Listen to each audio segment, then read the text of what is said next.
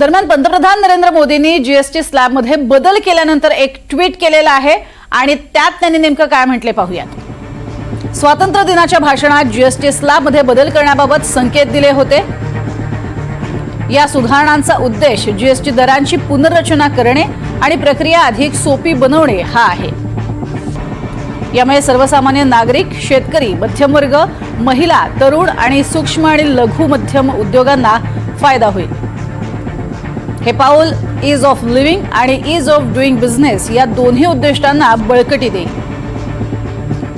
असं x post मध्ये त्यांनी म्हटलेलं आहे। अधिक माहिती घेऊयात रामराजे शिंदे यांच्याकडनं। रामराजे, अतिशय महत्त्वाचे जीएसटी संदर्भातले निर्णय समोर आलेले आहेत, सामान्यांना दिलासा देणारे। काल झालेली बैठक ही अर्थातच सफळ संपूर्ण झालेली आहे असं म्हणता येईल का? बिलकुल, कालची बैठक अतिशय महत्त्वाची होती आणि त्यामध्येच हे शिक्कामोर्तब झालेलं आहे। जे दैनंदिन वस्तू आहेत आणि शेती संदर्भामध्ये आहेत, आरोग्य संदर्भामध्ये, ऑटोमोबाईल या स्वस्त झालेल्या आहेत असं म्हणता येईल। कारण ज्या दैनंदिन वस्तू आहेत त्यावर 18 ते 12% जीएसटी होता, तो आता 5% करण्यात आलेला आहे। मग त्यामध्ये आपल्याला तूप येतं, त्याचबरोबर साबण, शॅम्पू, टूथपेस्ट किंवा भांडी असणं, नूडल्स आहेत, लहान मुलांच्या बॉटल्स आहेत, नॅपकिन, डायपर, शिलाई मशीन हे आता 5% आलेलं आहे। सगळ्यात महत्वाचं म्हणजे की हेल्थ इन्शुरन्स जो आहे, आरोग्याचा विमा, तो 0% आणलेला आहे। त्याच्यावर कोणताही टॅक्स नसणार आहे। आरोग्याची दर्शन ही सर्वात मोठी गोष्ट असणार आहे।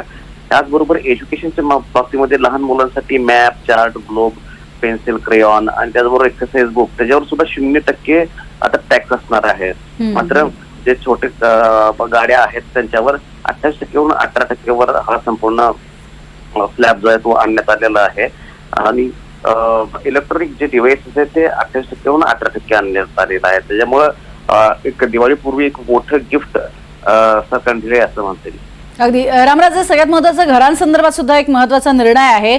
घरांमध्ये कशा पद्धतीने फायदा होणार आहे जीएसटीचे दर कमी केल्याचा? कारण केवळ फक्त लक्झरी गोष्टी ज्या आहेत, तंबाखू, पान मसाला, अल्कोहोल वगैरे, तर त्याच्यावर 40% जे आहेत ते मला टॅक्स असणार आहे। मात्र घराच्या संदर्भामध्ये दैनंदिन वस्तू असतील किंवा इतर घरामध्ये ज्या